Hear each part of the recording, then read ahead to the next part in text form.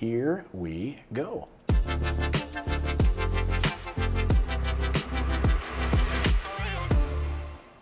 And good morning, everyone. Welcome into Morning Invest for Tuesday, July 21st, 2020. I'm Clayton Morris. So glad to have you here on the show. This is a business show devoted to helping you keep more of your own money in your pocket. We navigate the crazy world of the stimulus package right now. We look at the broader economy and we cover the business stories that affect personal finance. This is not a show for the Wall Street types. This is a show for the average Americans. My name is Clayton Morris, along with my co-host, my lazy co-host. He's 5 months old, Grover, my mini pincher, who sometimes will be barking during the show and annoying a cat that has been circling the house for the past few hours. So we've got a lot to get to today on the show. We're going to be talking about the stimulus. Now, yesterday, Republican leaders got together at the White House. We saw Kevin McCarthy and we saw Mitch McConnell in the White House with Treasury Secretary Steven Mnuchin and President Trump. The four of them sitting on some uncomfortable chairs for a while, trying to hash out some different details. There was a lot of, hey, are you up for this? And there was a lot of, no, we're not. Really? Let's go back and forth. There's a stalemate right now between Republicans in the Senate and the White House. And there were a lot of angry senators because the White House sent over a list of top-line items that they wanted in the stimulus, and the Senate basically laughed at it. Literally. Some of them actually publicly, Republican senators laughed at what the White House wanted and criticized them publicly for things that are in this list. I was really surprised by that. So it seems like some Republicans in the Senate right now are really distancing themselves from President Trump, trying to stand back as that ship is going down fast. So we'll get to the details where this stalemate sits right now, what Democrats are hoping for, and what Republicans in the Senate are pushing for. We're also going to talk about Vice President Joe Biden's plan. He rolled out the third phase of his plan yesterday, and we're going to dive into that, what it looks like for kids and the elderly, and getting America back to work. So his plan is out there as well. And we're also going to be talking about the president, President Trump, for the first time rolling out something surprising, which two months ago he mocked publicly. So we'll get to all of that and more. So welcome into the show, everyone. We do a morning newsletter every morning. If you want to subscribe, please go ahead and hit that subscribe button right here. You just got to go to morninginvest.com. It's totally free, and you can read it in about 5 minutes. It'll give you the top business stories that we're covering here on the show, and that Grover likes to read every morning while he's having his kibble first thing in the morning. So sign up totally for free, delivered right to your email inbox every morning so you can be smarter. Just 5 minutes, that's all it takes to just get a little bit smarter as it comes to your personal finance. All right, let's get to some of your big headlines this morning. Let's talk about what Joe Biden rolled out yesterday. So the vice president, who is now up 15 points in recent polls over President Trump, is rolling out his Build Back Better plan, which is a lot of B's. It's like a lot of alliteration, the Build Back Better plan.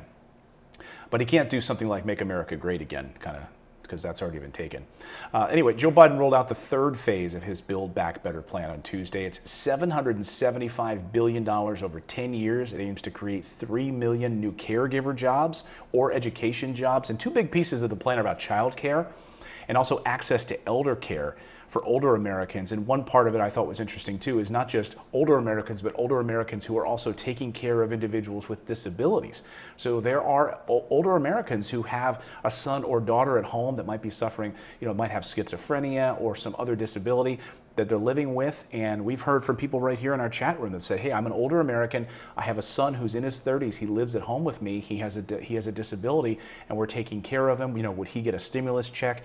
So under this plan, these people would be taken care of under Joe Biden's plan. It also have increased Medicaid funding as well, eliminate wait lists for home and community care services that are available under Medicaid. It would allocate $450 billion to more people, give them the option to receive home care instead of having to go off to some building somewhere. They could get this care at home. New child care construction tax credit, this is exciting, to encourage businesses to build child care facilities. See, these are the smart programs. I mean, that specifically, Republicans always love tax credits, and so maybe they would be on board with a tax credit for construction. So you'd have construction helping the economy, builders building, but it would also be helping children because we'd be building additional daycare centers for children. That would also help the economy because parents would be maybe able to go to work more. There might be a center near individuals. It also provides low and middle income Americans with these incentives in these areas. So that could be a win-win on all sides on this. Low and middle class families would also receive a tax credit to offset child care costs. So here's the thinking, right? You build these child care centers in some urban areas, okay? That the business owner gets a tax credit for building it. The low income and middle class Americans who send their children to these child care centers so that they can go to work also get a tax credit. Now, it's not going to cost the government anything. They get a tax rebate. They get a tax credit. So they're not having to shell out money.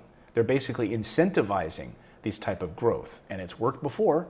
You know, if the government gets out of the way and lets private business do it, it usually works if it's done correctly. So I hope that this makes sense, but I think it's a smart plan. That part of it really stood out to me. And remember, the first two phases of Biden's plan include a pathway to reopen schools safely and a roadmap for protecting the coronavirus supply chain right now, food and other items. So let's look at Vice President Biden's plan. I also want to talk this morning about the stimulus, the European form of the stimulus, if you will, for a moment, because it looks like Europe managed to one-up the United States once again. You know, they already got things figured out on the healthcare front, right? They've already got universities figured out for their kids, so they're not paying hardly any money at all to go to university, no student loan debt. And now Europe, once again, manages to come together. 27 countries in the European Union came together last night and in the early morning hours this morning passed a massive stimulus package, the largest they've ever passed, 750 billion euros. That equates to about 850 billion US dollars. They would give grants and loans to these different countries. I don't know how they pulled this off. And Emmanuel Macron, of course, the French president, said this: "We are 27 around the table, and we managed together to produce a budget." He said, "In which other political sphere in the world is that possible? Is that done?" He said, "None." It's in stark contrast, you know, to what we're seeing in the U.S. Congress right now and the President of the United States, isn't it? 27 different countries came together and figured out how to pass a stimulus. Italy is going to get a bulk of this money because they were crushed during the coronavirus. Also Spain as well. But each individual country will then have guidelines and mandates on how they're able to disperse these grants and loan monies to small businesses to keep them afloat. And this is all in an effort to make sure that they stay out of a recession. And remember, Germany, 5% unemployment. So Germany sat at the top of this negotiation, Angela Merkel and French President Emmanuel Macron. But I just wanted to point this out because it's such stark contrast to the United States, which we'll get to in a minute. But before we get there, I want to talk about what President Trump did yesterday. Did you see this tweet? I was surprised by this. He tweeted a picture of himself in a mask. Now remember, this is about 2 months after he said he was basically mocking people for wearing masks, but he did tweet this yesterday. He said, "We are united in our effort to defeat the invisible China virus. And many people say that it is patriotic to wear a face mask when you can't socially distance. There is nobody more patriotic than me, your favorite president." Yeah. What do you think about that, Grover? Yeah, gave him the shivers. So I'm just always struck, you know, I don't know how can someone change that dramatically in 2 months, where he went to that Ford factory and wouldn't wear the mask, right? And he said publicly that he wouldn't wear it because he didn't want to give the press something to make fun of him for. And he also mocked people at going to events wearing masks. And then 2 months later, he says it's patriotic to wear a mask, and he tweets a picture of himself wearing a mask. What's going on? You tell me what's happening. Are they looking at poll numbers? I mean, what's happening that's suddenly changed? I don't know. Let me know your thoughts on that. All right, let's talk about the stimulus now, folks. Buckle your seatbelts, put on some pants, wake up grandma, because we've got a lot of details to get to in the stimulus now. Major updates from Republicans sitting down in the White House yesterday, and we're getting reports from the Washington Post and others exactly what was discussed in that room. Some of it very publicly. In fact, there was a number of Republican senators who came out and openly mocked the White House for the proposals that they sent over after their meeting. So what they wanted from the White House was a list of top line items that they wanted in this stimulus package, which, first of all, let me just stop for a second. What in the hell are they doing waiting this long to get top line items from the White House? You had 2 months to figure this out? You know, again, I come back to this backdrop of the European Union clinching this massive stimulus bill with 27 countries coming together and passing a massive, the largest in their history. They managed to get it done. You mean to tell me you had 2 months to figure this out, Congress? What does the White House want? And you're asking them yesterday? They asked them yesterday.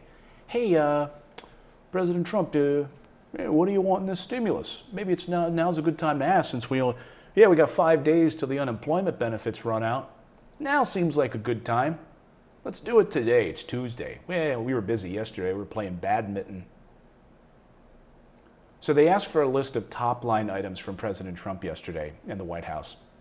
They send over this list after their meeting, and it literally forced some members of the Republican leadership to laugh about it. Senator Roy Blunt, he made a public comment about it. He couldn't believe that on the list of items that the president wants is a new FBI building. Yeah, President Trump's been pushing for a new FBI building for a while. That's on the list, among other crazy items that are on the list. Really? And you mock Nancy Pelosi for shoving in pork and pet projects? Where's this drain the swamp talk? There was plenty of other things in there that made no sense for a stimulus package. What in the world does a new FBI building have to do with Americans who are suffering right now? Tell me. I'd love to know. Someone tell me in the chat right now. I can't figure it out. I mean, he mocks them on a regular basis anyway, so he wants them to have a new building? Okay. That's just one of the ridiculous items. One of the big sticking points, though, is this payroll tax cut. So yesterday, in this meeting we're hearing, they sat down, and one of the things that President Trump brought up was the payroll tax cut, and he looked around the room and he asked, who's in support of this? Can we get this through? Payroll tax cut? Now, President Trump, you'll remember, has said he would veto any new stimulus that didn't have a payroll tax cut. That means if you get a paycheck, your paycheck would have fewer taxes taken out of that paycheck. But the problem is that many programs that rely on payroll taxes are about to go insolvent, like Social Security, Medicaid. How are we going to pay for it? It's one of our biggest drivers of revenue in the federal government. He's already cut payroll taxes once in 2016. How are we going to do it again? Republicans are not on board with this. Democrats absolutely don't want it, but Republican senators do not want it. So he glanced over, according to the reports, he glanced over to Senator McCarthy, Ryan McCarthy, and he looked back at him, Kevin McCarthy, excuse me, I'm thinking of my friend from high school, Ryan McCarthy. He looked over at Kevin McCarthy, and Kevin said, he did this with his face. Then he looked over at Senator Mitch McConnell, and Mitch McConnell just went. Have you ever seen that face before? Honey, do you want to go to that restaurant tonight? That was the response on payroll tax cuts. And President Trump says he'll veto it if that's not included in it. There's no appetite for it. You had a number of senators come out yesterday publicly saying they don't support it, because how are we going to pay for Social Security, Medicaid, and other programs? We can't. But among the big things that were discussed yesterday, and what we're likely to now see inside of this, is a liability protection. So let's go through the items we know are being talked about openly. I really think, because I think we're at a stalemate on some of these items. I mean, there are some high-level items right now between the White House and Republicans that they're just at a stalemate. It reminds me of this. I saw this morning and started laughing. Like, this is the White House, and on the left there are the Senate Republicans. And, over here are some Democrats. Just kind of want to get in on the action a little bit. I'm just kind of sniffing around waiting. But we'll just sit here. We'll just, we'll just sit here and wait. That's kind of what it looks like to me right now.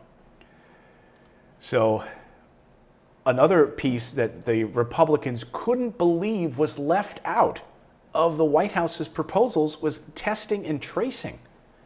And one Republican senator said, how tone deaf do you have to be? How tone deaf do you have to be? They didn't say this on the record. They didn't want their name out there. But senator was openly, a Republican senator, openly mocking President Trump. Openly mocking President Trump, saying, how tone deaf do you have to be? Right now, we need contact tracing and testing. It's incredibly important because Senate Republicans more and more have spoken out about it in recent weeks, and they absolutely need it to be in this draft. They couldn't believe that the White House didn't have it in there. Among the things, though, that are shaping up right now, let's go through the details that we know at this hour. So buckle your seats, seat belts, pull up your pants. The administration, led by Treasury Secretary Mnuchin, sent over a red line proposal. They cut out $25 billion in testing. Cut it out. No testing. Do you think that's going to pass among Democrats? No. Even Republicans were pissed about it. No testing? No contact? What, are you crazy? They cut out $10 billion for the Centers for Disease Control. So the CDC, they cut that out. Senators were like, what? How tone deaf do you have to be? Another $15 billion they cut out for the National Institutes of Health, the NIH, cut that out. They also cut out global health funding and virus-related funds for the Pentagon. I mean, am I living in a bizarro world? You cut out testing. You cut out testing at the Pentagon.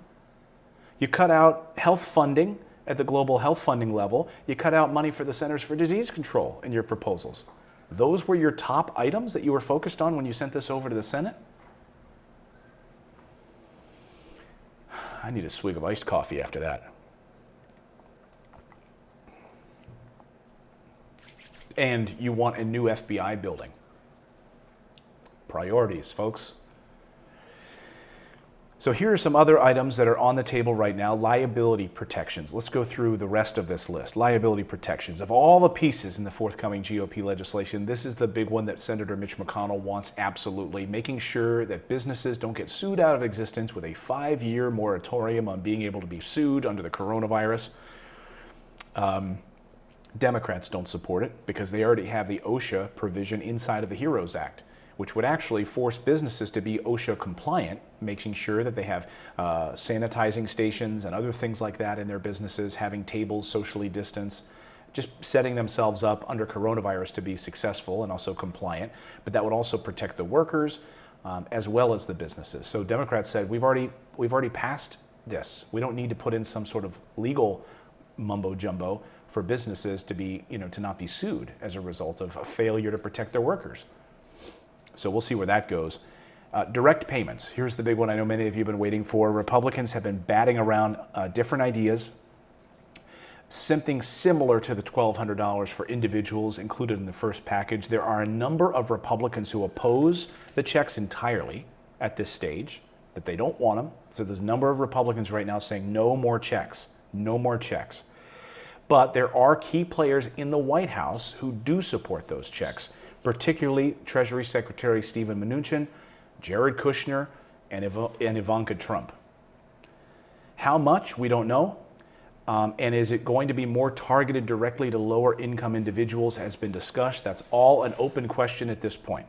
So I saw a really clickbaity video yesterday. One of you actually sent it to me on Instagram and you said, Clayton, I cannot believe this is allowed. Someone, a girl, posted some video that said, Senate just approves $2,000 a month recurring stimulus checks. I was like, what are you talking about? So don't fall for that kind of stuff. We don't know the details of how much this check will be. We don't have any details yet on it. Okay, that has not emerged. We'll likely learn that by the end of the week. So if you see any of that type of video stuff, don't watch it, report it, okay? Report it to YouTube and say it's spam or misleading, because that's garbage. Republicans have also been looking at the unemployment insurance piece. So unemployment insurance is another big piece of this. This is an urgent issue for lawmakers. $600 in federal unemployment insurance is set to disappear this week. The deadline is July 31st. I saw someone say it's July 25th. It is July 31st. But due to the way that the money is dispersed, this will be the final week it can be utilized. So it will go through the 31st, but this is the final week it can be utilized. I know it's technical, but just want to let you know that July 31st is the deadline on it. And so Republicans are opposed to the $600 per week on the account. That equates to about 100% wage replacement for some of the unemployed. They have discussed a range between $200 to $400 instead. And Democrats appear to be on board with some sort of a compromise, anywhere from $200 to $400 per week for federal unemployment benefits. Small businesses, let's talk about this. There will be an extension of the Paycheck Protection Program. Everyone across the board believes that the Paycheck Protection Program has been a success. So there is widespread support for extending and repurposing that $130 billion that's currently sitting there being unused, and it may be targeted towards smaller, harder hit businesses. Mnuchin also raised a little bit of an interesting wrinkle into all of this yesterday, or last week when he testified. He said that we might even consider automatic loan forgiveness. Automatic loan forgiveness. Think about that for a second. So if we have automatic loan forgiveness for those who got under $50,000, that would be huge.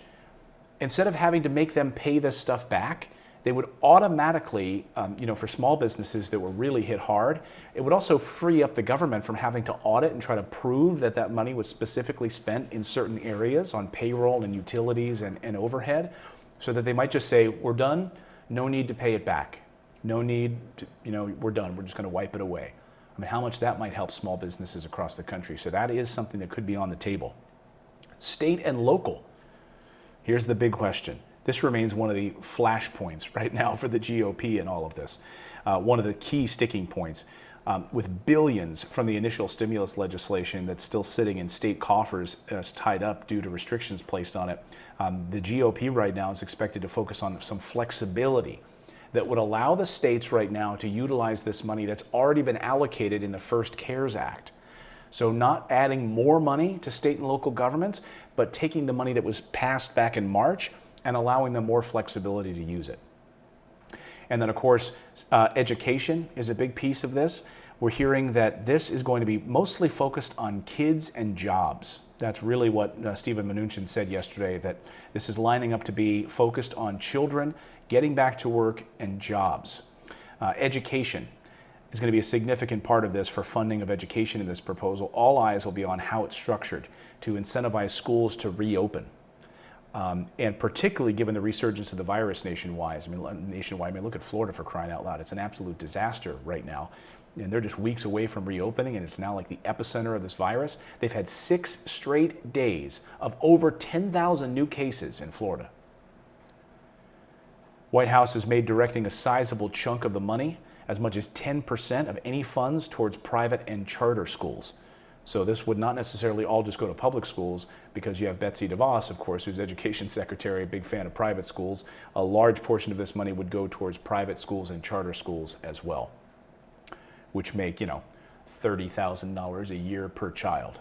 So clearly they're suffering.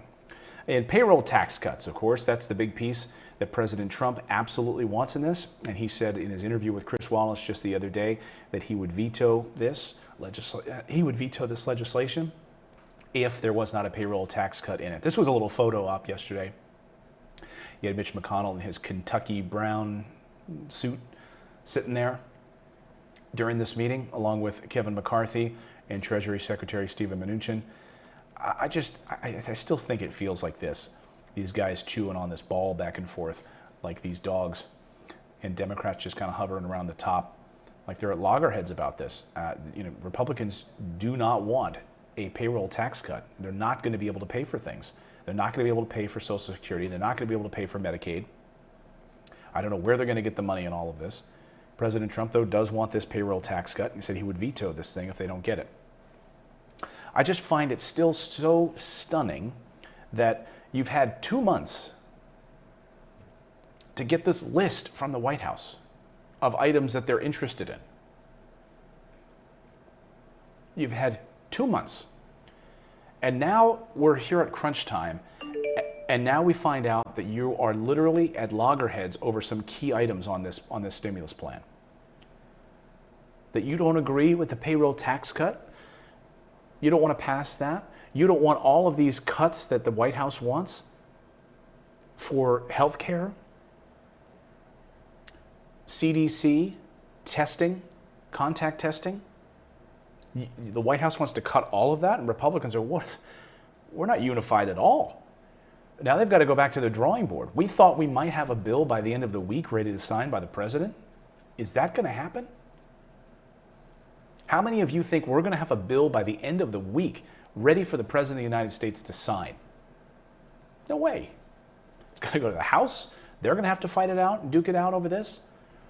We do know that Nancy Pelosi and Treasury Secretary Mnuchin have been working behind the scenes, having their own talks, which is good. That's encouraging. Mnuchin appears to be willing to have these discussions with Democrats because he knows, look, we've got to have things in here that the Democrats want, or this is not going to pass. This is not going to go anywhere, and we're just going to waste our time. And again, they go on August recess on August 7th. Congress goes again on a vacation. Nancy Pelosi has already said she'll cancel that. And some Republicans have said, we can't leave town unless we get this solved right now. Again, we are in the throes of a disaster right now, with unemployment benefits running out in just a few short weeks, coronavirus spiking across the country, schools about to reopen, and we're not even prepared for that. And then also you have on top of that, of course, the incredible wave of evictions that we could be facing. Estimates are up to 28 million could be thrown out of their houses, unable to pay their rent, if we don't extend some sort of an eviction moratorium or provide some sort of assistance like the Democrats want under the HEROES Act. So that's the very latest on the stimulus. Don't forget to subscribe to the channel. If we brought you any value here at all, please smash that like button. Smash that like button and subscribe to our channel. Become a supporter of our channel where we publish this show every morning, 9 a.m. Eastern time. So please join our community. It's been great having you here. I do want to open it up for questions and answers here. I see we've got about 8,500 people watching right now. Can all of you right now in the chat just smash that like button and subscribe to the channel? That would mean the world to me. I think we broke a new record today. We have 8,500 people here. I think that's the most we've ever had watching our show live. So we're growing, folks. Thank you so much for joining us. Thank you.